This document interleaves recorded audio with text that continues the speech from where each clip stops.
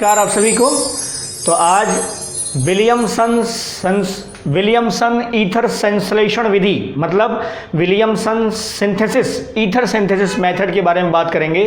ये ईथर बनाने की सबसे ज़्यादा इम्पॉर्टेंट विधि है और ख़ास बात इस टॉपिक के अंतर्गत आज WSS मतलब विलियमसन सिंथेसिस या ईथर सिंथेसिस के बारे में जितने भी टाइप के क्वेश्चंस, चाहे वो यूपी बोर्ड के लेवल पे हो, चाहे वो नीट के लेवल पे हो, चाहे वो IIT के लेवल पे हो, जितने भी टाइप के या वैरायटी ऑफ क्वेश्चंस पॉसिबल हैं वो सब डिस्कस करेंगे इसके पूरे कॉन्सेप्चुअल बेसिस को लेकर के और इसकी पूरी मैकेनिज्म को लेकर के। ठीक है, तो आइए स्टार्ट करते हैं इसको। क्या है ये विलियमसन ईथर संश्लेषण विधि? ध्यान से देखिएगा इसे बेटा।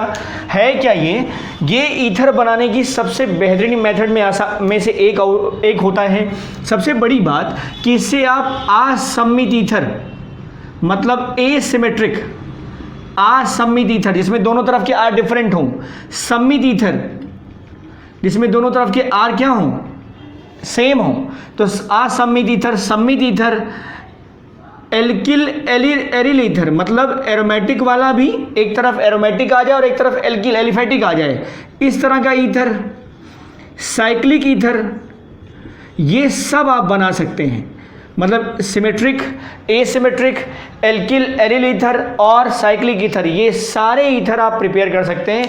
लिमिटेशंस, एक सबसे बड़ी लिमिटेशन इसकी ये है कि इससे आप टोटल होल एरोमेटिक ईथर नहीं बना सकते। ये ध्यान रखिएगा। मतलब दोनों तरफ के जो ऑक्सीजन बॉन्डेड सेंटर हैं वो एरोमेटिक नहीं हो सकते, दोनों तरफ के सेंटर एरोमेटिक नहीं हो सकते। तो होल एरोमेटिक ईथर ये प्रिपेयर नहीं हो सकता, ध्यान रखिएगा। क्लियर? तो whole aromatic ether can't prepare through this method, otherwise symmetric, asymmetric, alkyl aryl ether, cyclic ether ये सब बनाया जा सकता है इस WSS मेथड का इस्तेमाल करके। WSS मतलब विलियमसन सिंथेसिस। ठीक है, अब जरा प्रोसेस देखो क्या होता है इसमें। ये बेसिक थिंग है, जरूर याद रखिए। इसमें हम करते क्या हैं, एल्किल हैलाइड लेते हैं और मोस्टली लेते हैं ब्रोमाइड या आयोडाइड। ब्रोमाइड या आयोडाइड, ध्यान रखिएगा हमारा पूरा फोकस डाई एथिल ईथर को लेकर के है, CTH5 और CTH5 को लेकर के है। इसके अलावा आप चेंज कर सकते हैं, हम सारे कॉन्सेप्ट इसके बारे में बात करेंगे। तो इसमें आप सारी चीज़ें आप CTH5 की जगह CH3 लगा दीजिएगा तो डाई मेथिल ईथर या एथिल मेथिल ईथर वो सब आप बना सकते हैं। बेसिक कॉन्सेप्ट समझिए कि यहाँ पर हम एल्किल हैलाइड लेते हैं और उस एल्किल हैलाइड में ज़्यादातर जो ज़्यादा रिएक्टिव होता है, आप जानते हैं RX में रिएक्टिविटी RI की ज़्यादा होती है, RBR की कम, RCl की उससे कम और RF तो सबसे कम होता है। तो RI और RBR जहाँ से एलिमिनेशन बड़ी आसानी से पॉसिबल हो जाए तो हम इसमें लेते हैं एल्किल आयोडाइड या एल्किल ब्रोमाइड। क्लियर? और उसकी रिएक्शन हम सोडियम एल्कोक्साइड या पोटेशियम एल्कोक्साइड से कराते हैं। I repeat it, alkyl iodide या एल्किल ब्रोमाइड की क्रिया सोडियम एल्कोक्साइड या सोडियम पोटेशियम एल्कोक्साइड से कराएंगे। दोनों की रिएक्शन, दोनों कंपाउंड को मिला देंगे, गर्म करेंगे, हमें डाई एथिल ईथर या डाई एल्किल ईथर या एल्किल एल्किल ईथर हमें मिल जाएगा। ठीक है बेटा, देखिए जरा, RX लिया हमने, RX की जगह हम ले रहे हैं RI जो ज़्यादा रिएक्टिव होगा, क्योंकि एल्किल हैलाइड में अगर आप देखेंगे तो RI is more reactive than RBR and then RCl। ये रिएक्टिविटी पैटर्न है। अगर R सेम है, केवल हैलाइड अलग अलग है तो RI ज़्यादा रिएक्टिव होगा RBR और RBR से कम रिएक्टिव होगा RCl। ठीक बेटा? तो RI और इसकी रिएक्शन हम करा रहे हैं सोडियम एल्कोक्साइड से। ये अब यहाँ पर दोनों R आप सेम ले लीजिए, डिफरेंट कर ले लीजिए। ठीक है, तो अभी हम सेम ले ले रहे हैं। इन दोनों को, सोडियम एल्कोक्साइड को गर्म कर दीजिए तो क्या होगा, NaI निकल जाएगा, मिल गया ROR प्लस NaI। ये क्या है? ये है सिमेट्रिक ईथर। क्या है बेटा? सिमेट्रिक ईथर, सममित ईथर। चेंज कर दीजिए, ये हो गया एसिमेट्रिक ईथर। क्या हो गया? Asymmetric ether. क्लियर? अब दूसरे हिस्से भी हम देखें। अब जरा देखो इसमें, अगर हम डाई एथिल ईथर बनाना चाहते हैं तो एथिल आयोडाइड ले लीजिए, एथिल आयोडाइड, और उसकी क्रिया करा दीजिए बेटा सोडियम एथॉक्साइड के साथ। This is sodium ethoxide. ठीक है, एथिल आयोडाइड की क्रिया किससे करा दीजिए? सोडियम एथॉक्साइड के साथ। इन दोनों के मिश्रण को मिला करके गर्म कर दीजिए, आपको मिल जाएगा die ethyl ether CTH5O CTH5 plus NaI।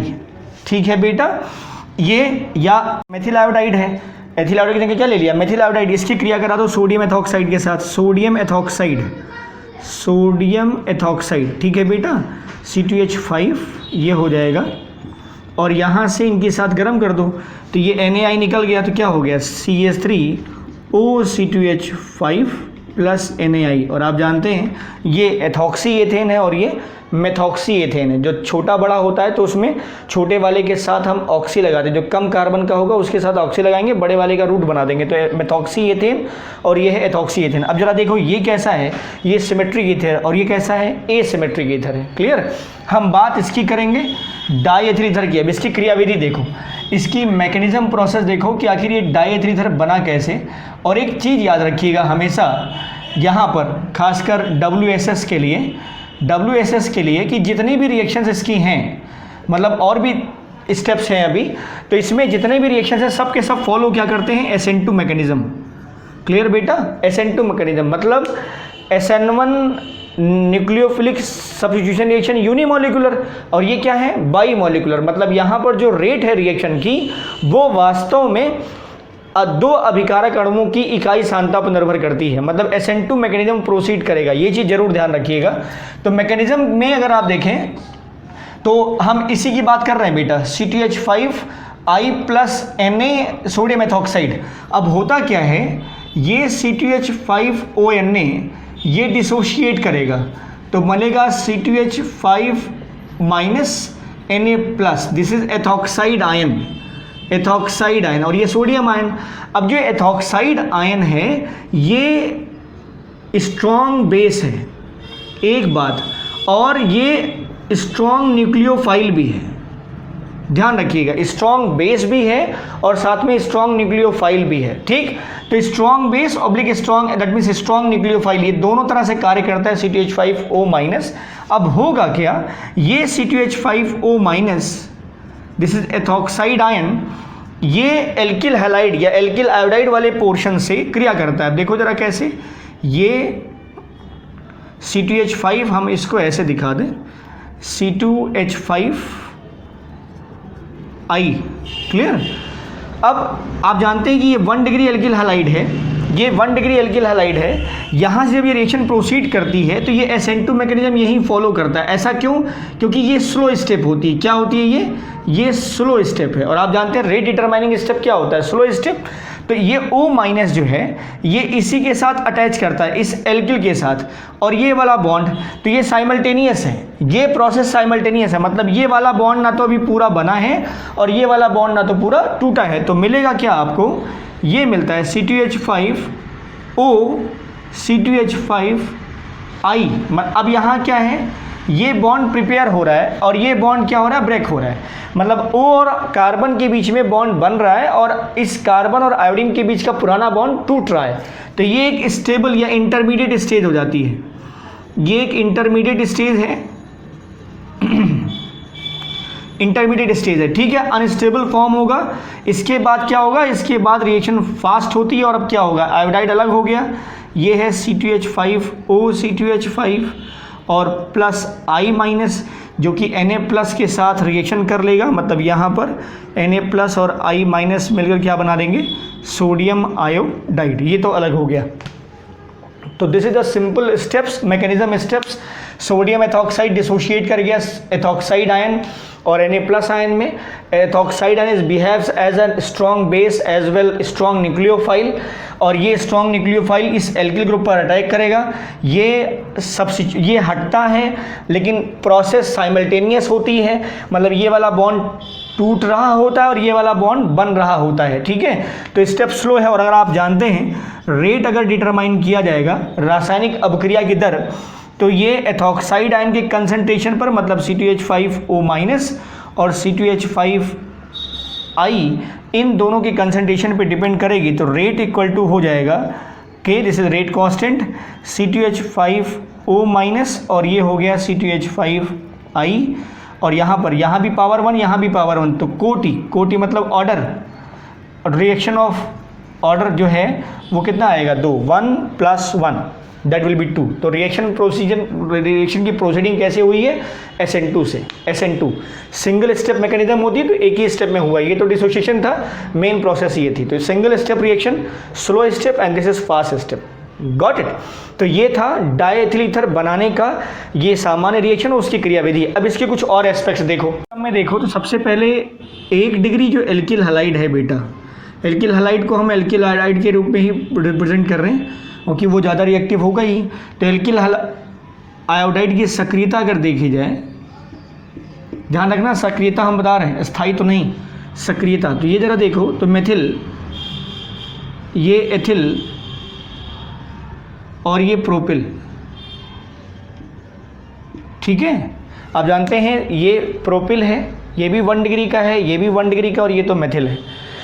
इन तीनों में सबसे ज़्यादा स्थायी ये है, प्लस आएगा ना यहाँ पर प्लस आएगा, यहाँ पर भी प्लस है, यहाँ पर भी प्लस है। तो सबसे ज़्यादा स्थायी ये होगा तो सबसे कम क्रियाशील होगा, और सबसे कम स्थायी होगा तो सबसे ज़्यादा क्रियाशील होगा। मतलब ये जो मेथिल है वो सबसे ज़्यादा क्रियाशील होगा। इसी के बेस पे हमने ये लिखा है। 1 डिग्री एल्किल आयोडाइड या हैलाइड की सक्रियता में देखें तो मेथिल जो carbonium ion will be more reactive then normal propyl, ठीक है। ये तीनों के तीनों 1 डिग्री के हैं, या इसको तो मेथिल कह दीजिए, ये 1 डिग्री 1 डिग्री, क्लियर। अब एक चीज़ और देखो, इसमें जो एल्किल हैलाइड होता है अगर वो 1 डिग्री 2 डिग्री या 3 डिग्री है तो उसमें रेट ऑफ एलिमिनेशन मतलब एल्किल हैलाइड का नाभिक स्नेही प्रतिस्थापन, WSS एक टाइप का नाभिक स्नेही प्रतिस्थापन ही तो है। तो एल्किल हैलाइड का नाभिक स्नेही प्रतिस्थापन अबक्रिया के प्रति सक्रियता, ध्यान से देखिएगा थोड़ा कंफ्यूजन ना हो यहाँ पर, 3 डिग्री 2 डिग्री 1 डिग्री, ठीक है बेटा। एल्किल हैलाइड का नाभिक स्नेही प्रतिस्थापन के प्रति सक्रियता, वहाँ X माइनस सबसे पहले कहाँ से निकलेगा, जहाँ से अस्थायी कार्बोनियम आयन बनेगा। अस्थायी कार्बोनियम आयन कहाँ बनेगा, 3 डिग्री में। 3 डिग्री में सबसे ज़्यादा अस्थायी कार्बोनियम आयन बनेगा, 2 डिग्री में उससे कम, और 1 डिग्री में सबसे कम। ये 2 बड़े महत्वपूर्ण एस्पेक्ट हैं जिसमें हम ये अनुमानित कर सकते हैं कि हमारा जो ईथर है वो किस प्रकार के एल्किल हैलाइड और किस प्रकार का एल्कोक्साइड आयन लिया जाए जिससे यील्डिंग बेटर हो जाए, जो प्राप्त हो ईथर वो ज़्यादा मात्रा में हो और शुद्ध हो, उसमें कोई दूसरा एल्कीन या कोई दूसरा पदार्थ उपजात के रूप में ना आ पाए, ठीक है। तो पहली बात 1 डिग्री एल्किल हैलाइड में अगर आप देखें तो methyl will be more reactive. दूसरा, एल्किल हैलाइड का नाभिक स्नेही प्रतिस्थापन मतलब RX की हम बात कर रहे हैं तो वहाँ पर जो 3 डिग्री वाला होता है एल्किल हैलाइड वो ज़्यादा रिएक्टिव है 3 डिग्री का। क्यों? क्योंकि उससे बना हुआ जो कार्बोनियम आयन होगा वो ज़्यादा अस्थायी होगा। ऐसे देख लो बेटा, ये R ये X, ये R ये हो गया H और ये हो गया X, ये हो गया R ये H और ये X। आप जानते हैं सबसे ज़्यादा रिएक्टिव कौन? ये, क्योंकि X माइनस निकलने के बाद यहाँ जो कार्बोनियम आयन होगा वो सबसे ज़्यादा स्थायी होगा, इसलिए इसका जो अणु है वो ज़्यादा क्रियाशील, मतलब ये ज़्यादा क्रियाशील, ये कम क्रियाशील और ये सबसे कम क्रियाशील। क्लियर है? ये एल्किल हैलाइड की बात कर रहे हैं। तो अगर आपको बेटर यील्ड चाहिए ईथर का अगर बेहतर यील्ड चाहिए तो अच्छी बात ये है कि एल्किल जो आयोडाइड लीजिए आप या एल्किल हैलाइड लीजिए, अब इसे हम ब्रोमाइड भी लिख दे रहे हैं, तो एल्किल आयोडाइड या ब्रोमाइड लीजिए वो 1 डिग्री का हो। कितने डिग्री का हो? 1 डिग्री का। एल्किल आयोडाइड या ब्रोमाइड अगर आप लें तो वो कितने डिग्री का हो? 1 डिग्री का हो। और जो एल्कोक्साइड है, मतलब सोडियम एल्कोक्साइड आप जो ले रहे हैं, ये 3 डिग्री का हो या 2 डिग्री का हो। समझ गए? तो आपको जो ईथर की यील्डिंग मिलेगी वो ज़्यादा मिलेगी। I repeat it, alkyl iodide कितने डिग्री का होना चाहिए अगर आपको ईथर बेहतर चाहिए तो? 1 डिग्री का, और जो एल्कोक्साइड वाला पार्ट है वो 3 डिग्री या 2 डिग्री का हो। अब देखो ज़रा रिएक्शन देखो, यहाँ हम ले रहे हैं C2H5Br, दिस इज ब्रोमोएथेन, और इसकी क्रिया करा दे रहे हैं सोडियम नियोब्यूटॉक्साइड के साथ, ये या टर्शरी ब्यूटॉक्साइड के साथ। ये टर्शरी ब्यूटिल है ना, तो CH3 टर्शरी ब्यूटिल और ब्यूटॉक्साइड हो गया। तो इसके साथ अगर हम अब क्रिया करा दें तो हमें जो उत्पाद मिलता है उसकी ईथर की यील्डिंग बहुत अच्छी होती है। तो C2H5 ये O CH3 का होल था, सीधे हो गया, और प्लस NaI या NaBr यहाँ हो गया। क्लियर। तो यहाँ पर अगर हमें अच्छी यील्डिंग चाहिए तो जो एल्किल आयोडाइड या ब्रोमाइड हो 1 डिग्री का और सोडियम एल्कोक्साइड वाला पार्ट कितने डिग्री का हो 3 डिग्री का। अब इसका दूसरा हिस्सा देखो, अब इसका दूसरा पार्ट देखो। अगर मान लीजिए ये बात आप उलट दीजिए, आप एल्किल आयोडाइड या एल्किल ब्रोमाइड जो है वो आप ले लीजिए 3 डिग्री का, तब क्या होता है। तो अगर आप 3 डिग्री का एल्किल हैलाइड ले लेते हैं, ये देखिए अब ये 3 डिग्री का एल्किल हैलाइड CH3 और ये हो गया Br, और आपने ले लिया यहाँ सोडियम एथॉक्साइड, सोडियम एथॉक्साइड मतलब 1 डिग्री का एल्कोक्साइड ले लिया और 3 डिग्री का एल्किल हैलाइड, मतलब इस कॉन्सेप्ट को हमने पलट दिया है। तो क्या होगा, होता ये है कि यहाँ से इस माइनस वाले पार्ट का निष्कासन जल्दी हो जाएगा, इस माइनस वाले पार्ट का निष्कासन जल्दी हो जाएगा, और अगर यहाँ से ये निकल जाए तो यहाँ क्या बन जाएगा बेटा, कार्बोनियम आयन। कितने डिग्री का, 3 डिग्री का कार्बोनियम आयन, और आप जानते हैं सबसे ज़्यादा स्थायी होता है। तो 3 डिग्री का कार्बोनियम आयन जब बनेगा यहाँ पर, तो ऐसे ये 9 अल्फा हाइड्रोजन है ना, तो इसमें से कोई एक अल्फा हाइड्रोजन यहाँ से ये बॉन्ड यहाँ शिफ्ट कराओ, ये निकाल दो। तो अब प्रोडक्ट में क्या आएगा, देखो डबल बॉन्ड CH2 CH3, क्या ईथर मिला आपको। अब यहाँ से जो ये H+ निकला है, ये इस सोडियम एथॉक्साइड वाले पोर्शन से मिलकर क्या बनाएगा, C2H5OH, और यहाँ पर Br था ना, अब हम इसको हटा के दिखा दे रहे हैं, ये Br था, ये Br इस Na+ रिएक्शन क्या बना देगा, NaBr। तो आप देख रहे हैं ईथर बनाना था अगर, तो ईथर बनाना है तो उसके लिए आपको 1 डिग्री का एल्किल हैलाइड और 3 डिग्री या 2 डिग्री का होना चाहिए था सोडियम एल्कोक्साइड। लेकिन अगर आपने इस कॉन्सेप्ट को पलटा तो 3 डिग्री का एल्किल हैलाइड और 1 डिग्री का सोडियम एल्कोक्साइड अगर आप ले रहे हैं तो आपको ईथर नहीं मिल रहा है, प्रेफरेंशियली क्या मिल रहा है आपको, एल्कीन मिल रहा है। ठीक है, तो ये इसका एक मेजर एस्पेक्ट है, जरूर ध्यान रखेंगे कि एल्किल आयोडाइड या ब्रोमाइड अगर हो तो वो 1 डिग्री का हो और सोडियम एल्कोक्साइड 3 डिग्री या 2 डिग्री का हो, तो हमें अच्छा बेटर ईल्ड वाला ईथर मिलेगा। दिस इज बेटर ईल्ड, बढ़िया उत्पाद मिलता है, ज़्यादा मात्रा मिलता है। और अगर हमने 3 डिग्री का एल्किल हैलाइड लिया तो मेन प्रोडक्ट ईथर के बजाय एल्कीन मिल जाएगा। ठीक है, अब इसके कुछ और हिस्से देखो बिहाफ पे। एक रिएक्शन और देखो, अगर हम यहाँ 2 डिग्री का, अभी हमने 3 डिग्री का एल्किल हैलाइड लिया था, अब मान लो हम 2 डिग्री का एल्किल हैलाइड ले लें, तो आपको पता है कि यहाँ पर भी 1 डिग्री से ज़्यादा रिएक्टिव होगा, ये Br- बहुत आसानी से निकलेगा। ठीक है, तो अगर आप इसकी अपक्रिया करा दीजिए और यहाँ ये ले लीजिए Na+O C2H5। ठीक है बेटा, तो अब होता क्या है यहाँ पर, अब देखो जरा, ये Br- यहाँ से निकलेगा, Br- यहाँ से निकलेगा, यहाँ पे आएगा प्लस, इस प्लस के अगल बगल कार्बन, अल्फा कार्बन, और यहाँ पर अल्फा हाइड्रोजन 3 यहाँ से 3 यहाँ से 3, 6 में से कोई एक अल्फा हाइड्रोजन निकल जाए। जब निकल जाएगा तो क्या बन जाएगा, CH3 CH double bond CH2, this is propene. क्या बन गया, प्रोपीन। अब इस 2 डिग्री के केस में कुछ मात्रा में ईथर भी बनता है, ऐसा नहीं कि नहीं बनता, इस केस में तो 3 डिग्री वाले में बना ही नहीं था, इस केस में ईथर भी बनता है। अब ये क्या है, CH3 CH CH3O C2H5। ठीक है, एथॉक्सी 2 एथॉक्सी प्रोपेन यहाँ बन गया, 1 2 3 2 एथॉक्सी, दूसरे पर एथॉक्सी और ये प्रोपेन। ठीक है बेटा, और साथ में क्या मिल गया आपको, NaBr और प्लस वाटर। बड़ी बात यह है कि ये प्रोपीन बना है, ये मेन प्रोडक्ट है, ये अप्रॉक्स 80% बनता है बेटा, और ये 2 मेथॉक्सी प्रोपेन जो बना है ये 20% है। तो मेजर प्रोडक्ट क्या होगा, ईथर की एल्कीन। तो इसलिए ज़रूरी है कि जो विलियमसन सिंथेसिस WSS की रिएक्शन में या WES की रिएक्शन में अगर आप देखें तो जो एल्किल हैलाइड है ये 1 डिग्री का होना चाहिए, और जो सोडियम एल्कोक्साइड या पोटेशियम एल्कोक्साइड है इट मस्ट बी 3 डिग्री। तो आपको यील्डिंग जो है वो बेहतर प्रोडक्ट मिलेगा। ठीक, या फिलहाल ऐसे समझ लीजिए कि जो एल्किल हैलाइड है वो 1 डिग्री ही होना चाहिए, एल्किल हैलाइड 1 डिग्री ही होना चाहिए।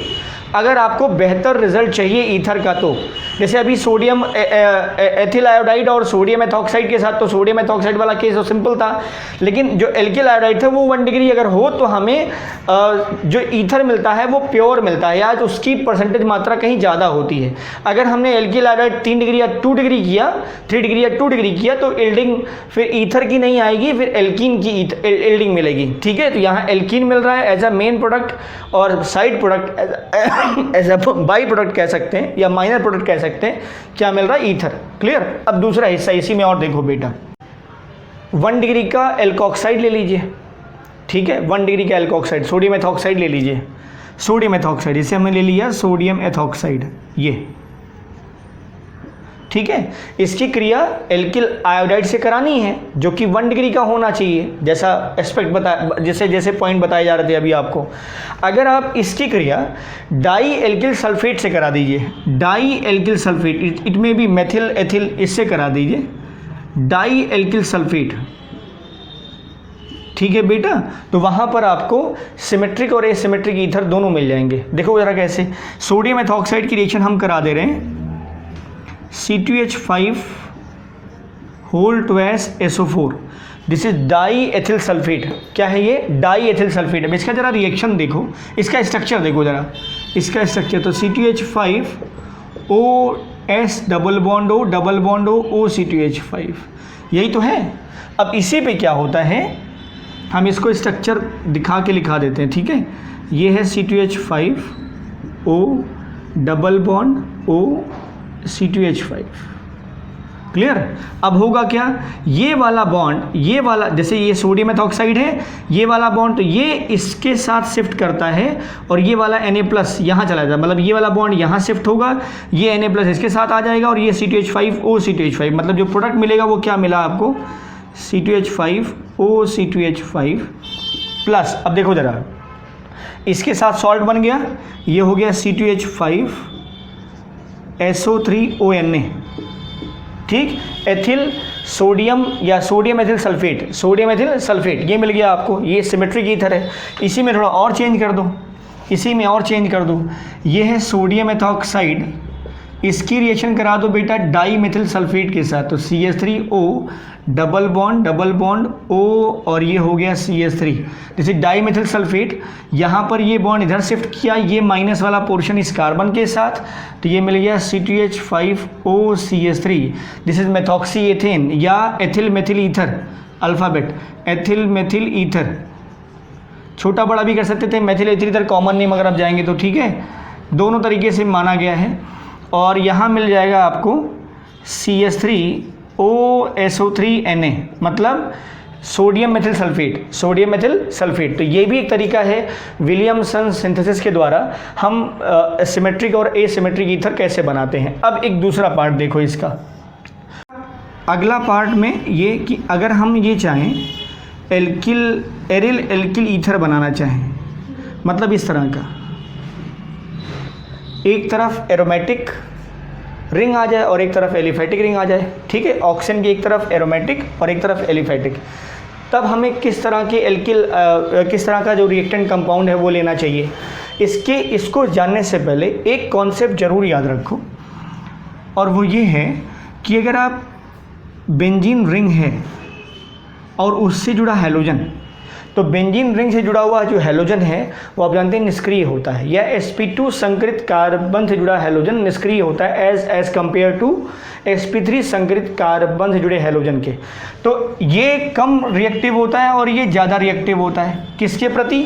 अगर आप SN की रिएक्शन करा रहे हैं तो SN मतलब न्यूक्लियोफिलिक सब्स्टिट्यूशन करा रहे हैं, जिसमें ये एल्किल हैलाइड ज़्यादा रिएक्टिव होगा और ये कम रिएक्टिव होगा। ठीक है, क्योंकि यहाँ पर लोन पेयर, यहाँ पर लोन पेयर, यहाँ पर भी लोन पेयर है, लेकिन ये sp3 संकरित कार्बन है तो यहाँ पर रेजोनेंस पॉसिबल नहीं होता, लेकिन यहाँ रेजोनेंस ये sp2 संकरित कार्बन, यहाँ रेजोनेंस पॉसिबल होता है, तो सिंगल बॉन्ड के बजाय बन जाता है डबल बॉन्ड, जिससे X- का प्रतिस्थापन बहुत मुश्किल हो जाता है। तो अगर हमें इस तरह का कंपाउंड चाहिए तो हमें क्या करना चाहिए कि एल्किल जो हैलाइड वाला पोर्शन है वो वास्तव में एलिफेटिक हो और जो एल्कोक्साइड वाला पोर्शन हो वो एरोमेटिक हो, तो हम एरिल एल्किल ईथर बना लेंगे। मतलब मतलब एरोमेटिक टाइप का ईथर। अब होल एरोमेटिक ईथर नहीं बनेगा, मतलब दोनों तरफ ईथर नहीं आएंगे, दोनों तरफ ऑक्सीजन के दोनों तरफ एरोमेटिक रिंग नहीं आएगा, ठीक है ना, एक चीज़ ध्यान रखना ये।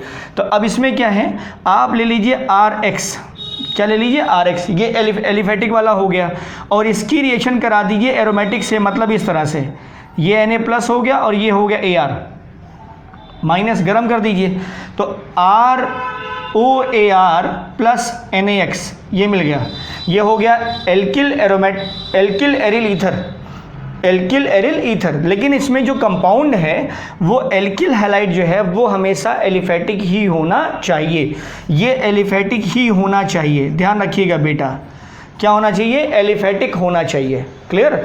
अभी कंडीशन हम कुछ बता रहे थे आपको कि वहाँ पर जो एल्किल, अगर दोनों तरफ के एल्किल या डाई एल्किल ईथर बनाना है अगर आपको, या एल्किल ईथर बनाना है तो 3 डिग्री का एल्कोक्साइड हो और 1 डिग्री का क्या हो, एल्किल हैलाइड हो, तो वो कंडीशन जरूर याद रखिए। ऐसे अगर आपको एरिल और एल्किल ईथर बनाना है विलियमसन सिंथेसिस के थ्रू, तो यहाँ पर कंडीशन में जो एल्किल हैलाइड वाला पोर्शन है ये हमेशा एलिफेटिक ही हो और ये एरोमेटिक हो सकता है, तो ये कंपाउंड बन जाएगा। अब जरा देखो, यहाँ हम ले ले रहे हैं CH3Br या CH3I और इसकी रिएक्शन करा दे रहे हैं बेटा सोडियम फेनॉक्साइड के साथ, तो this is sodium phenoxide, Na+I- अलग हो जाएगा, गर्म कर दो तो मिल जाएगा C6H5OCH3 प्लस Na। ये क्या है, दिस इज मेथॉक्सीबेंजीन, क्या है, मेथॉक्सीबेंजीन, या और कोई नाम मेथॉक्सीबेंजीन, या इसको कह सकते हैं मेथिल फेनिल ईथर, या इसका नाम है एनीसोल,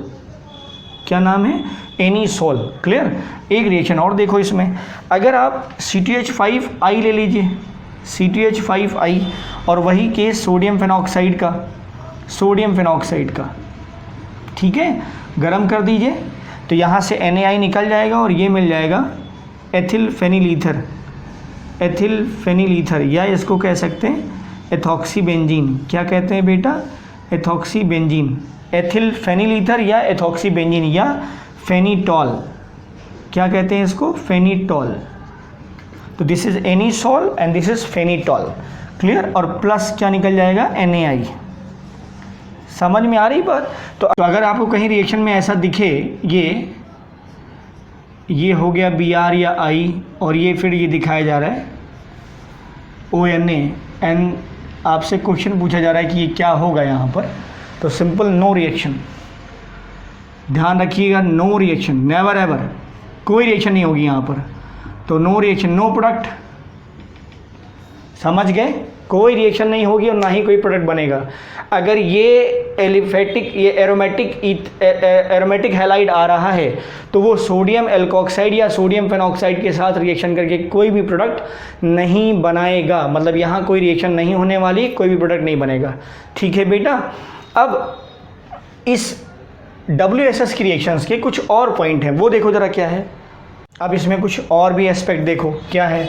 ये सोडियम फेनॉक्साइड, सब सोडियम फेनॉक्साइड है बेटा, और ये एलिफेटिक हैलाइड का कंडीशन है, ठीक है। तो यहाँ से क्या होगा, ये I, यहाँ पर भी I है C2H5I, और यहाँ पर भी I, तो ये बॉन्ड इधर गया, ये वाला O- फेनॉक्साइड आयन इस एल्किल से अटैच हुआ तो क्या बन गया, एनीसोल, क्या बन गया, एनीसोल, OCH3 प्लस NaI।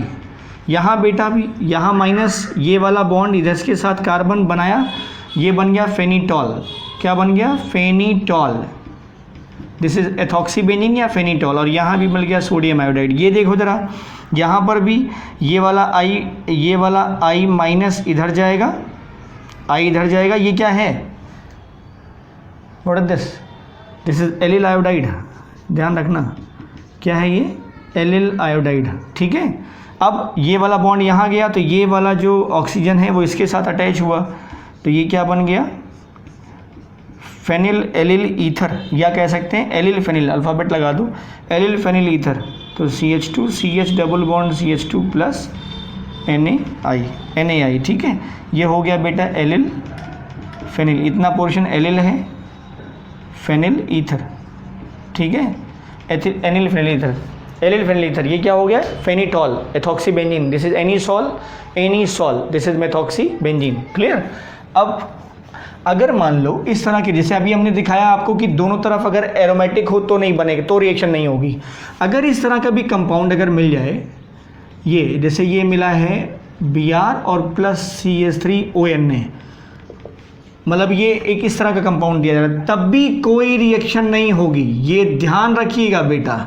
अभी जैसे हम बता रहे थे कि ये Br और प्लस सोडियम फेनॉक्साइड के साथ कोई रिएक्शन नहीं होनी है, कोई रिएक्शन नहीं होनी है, वैसे ही अगर ये aromatic alkyl halide, aromatic aryl halide लिया गया या हेलो एरीन लिया गया और उसकी रिएक्शन चाहे एलिफेटिक फेनॉक्साइड से कराई जाए, एलिफेटिक फेनॉक्साइड, एलिफेटिक एल्कोक्साइड से कराई जाए या फेनॉक्साइड से कराई जाए, तो ध्यान रखिएगा अगर एरोमेटिक हैलाइड है या हेलो एरीन है और वो एलिफेटिक एल्कोक्साइड या एरोमेटिक एरिल ऑक्साइड या कह सकते हैं जो एरोमेटिक सोडियम का सॉल्ट है उसके साथ अगर कराई जाएगी तो कोई भी रिएक्शन नहीं होगी, मतलब कोई प्रोडक्ट नहीं बनेगा। क्लियर।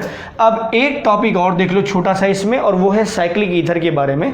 हम इससे चक्रीय ईथर भी बना सकते हैं। ध्यान रखिएगा बेटा, हमने आपसे भी उसके शुरू में बताया था आपको कि दोनों तरफ एरोमेटिक रिंग नहीं लगेंगे, दोनों तरफ एरोमेटिक रिंग नहीं लगेंगे। एक बात इसमें और भी ऐड की जा सकती है, रिएक्शन को थोड़ा सा और इन्हेंस किया जा सकता है। कैसे? अगर हम ये ले लें, देखो जरा ध्यान से, ये तो ये तो बेंजिल क्लोराइड हो गया ना, बेंजिल क्लोराइड, और ये लिया गया है सोडियम फेनॉक्साइड के साथ, ये सोडियम फेनॉक्साइड का केस, तो ये रिएक्शन हो जाएगी, नहीं होगी? हो जाएगी बेटा, क्योंकि ये जो हेलोजन है ये एलिफेटिक कार्बन से अटैच है, एरोमेटिक कार्बन से अटैच नहीं है। ये एरोमेटिक वाले कंपाउंड है, ये एरोमेटिक कार्बन है, तो ये रिएक्शन होगी और क्या मिलेगा आपको? ये Cl, ये Na हट गया और ये मिल गया, दिस इज बेंजिल और ये हो गया फेनिल। तो बेंजिल फेनिल ईथर क्या हो गया बेटा? इतना पोर्शन बेंजिल, ये हो गया फेनिल, तो बेंजिल फेनिल ईथर, ये भी ध्यान रखो, ठीक है। और यहाँ से निकल गया क्या? NaCl। क्लियर। इस रिएक्शन को और भी इन्हेंस किया जा सकता है अगर इस एल्कोक्साइड वाले पोर्शन पे, आर्थो या पैरा पोजीशन पे हम कोई -I इफेक्ट वाला कोई ग्रुप लगा दें, जैसे -I इफेक्ट वाला कोई ग्रुप लगाते हैं और रिएक्शन की जो यील्डिंग है वो और बढ़ जाएगी। CH2Cl, यहाँ हम ले रहे हैं ये सोडियम फेनॉक्साइड, लेकिन हम ले रहे हैं पैरा पोजीशन पे नाइट्रो, तो पैरा नाइट्रो सोडियम फेनॉक्साइड हमने इस्तेमाल कर लिया, रेट जो रिएक्शन की और बढ़ जाती है, ये भी ध्यान रखिए, रिएक्शन की जो रेट है बेटा वो बढ़ जाती है। तो ये कंपाउंड मिल जाएगा आपको, मतलब पैरा या आर्थो पोजीशन पे वही ज़्यादा इफेक्टिव होगा। तो पैरा या आर्थो पोजीशन पे अगर आपने लगा दिया है कोई -I इफेक्ट ग्रुप जैसे NO2 नाइट्रो ग्रुप, तो यील्डिंग बढ़ जाएगी। ये भी ईथर ही है, दिस इज मेटानाइट्रो और ये है फेनिल, तो मेटानाइट्रो फेनॉक्सी और ये हो गया फेनिल, तो ये हो गया बेंजिल और दिस इज मेटानाइट्रो, तो मेटानाइट्रो फेनिल ईथर। तो आप ऐसे कह सकते हैं बेंजिल मेटानाइट्रो, मेटा क्यों? पैरानाइट्रो, चौथे पे है ना, 1 2 3 4, पैरानाइट्रो फेनिल ईथर। आपको समझ में आया होगा, बेंजिल है इतना पोर्शन, ये फेनिल है और इसकी पैरा पोजीशन में क्या लगा हुआ है बेटा? नाइट्रो, तो बेंजिल पैरानाइट्रो फेनिल ईथर, ठीक है। अब एक पोर्शन और है, वो है साइक्लिक ईथर का, वो देखो जरा, है साइक्लिक ईथर, ठीक है, जिसमें ऑक्सीजन साइक्लिक रिंग के बीच में आ जाए। तो अगर हम मान लो बनाना है वैसा कोई कंपाउंड, तो जैसे मान लो ये ले लिया हमने, इधर ले लिया Br और इधर ले लिया OH, तो अगर आप देखो 4 कार्बन है, 1 2 3 4, तो ये हो गया 4 bromo, this is 4 bromo but 1 ol, हुआ 4 ब्रोमो ब्यूट 1 ऑल, 1 2 3 4, चौथे पर ब्रोमीन आ गया OH फंक्शनल ग्रुप है, ये सब्स्टिट्यूएंट है, ठीक है। अगर इसकी क्रिया हम सोडियम के साथ करा दें, सोडियम धातु के साथ, तो Na+Br निकल जाएगा और ये ऑक्सीजन बीच में आ जाएगा। तो अब होगा क्या? यहाँ पर ये मिल जाएगा आपको 4 कार्बन के साथ, दिस इज THF, क्या मिल जाएगा? THF, this is tetrahydrofuran. एक और कंपाउंड देख लो इसी के साथ, जैसे मान लो इधर OH लिखा है और ये हो गया Br और यहाँ हमने मेथिल ग्रुप लगा दिया है, तो ये OH हो गया, ये Br, सोडियम धातु के साथ रिएक्शन करा दो इसकी। तो यहाँ पर देखो ज़रा, 1 2 3 4 सेंटर ये हो गया, 5वां सेंटर ये बनेगा, ठीक है, 5वां सेंटर ये बनेगा। तो ऐसे दिखा सकते हो, तो 1 2 3 4 5 सेंटर हो गया। तो इस तरह के कंपाउंड, ये भी साइक्लिक ईथर है, ठीक है। तो ये भी साइक्लिक ईथर, ये भी साइक्लिक ईथर, तो ये भी जो रिएक्शन है वो विलियमसन सिंथेसिस में ही आती है। तो this is about to whole WSS या यू कैन से WES, अर्थात विलियमसन सिंथेसिस मेथड के सारे एस्पेक्ट्स हमने डिस्कस कर लिए। इसके बावजूद भी कोई दिक्कत आती है तो आप कमेंट बॉक्स में कमेंट कर सकते हैं। तो stay tuned, thank you for watching.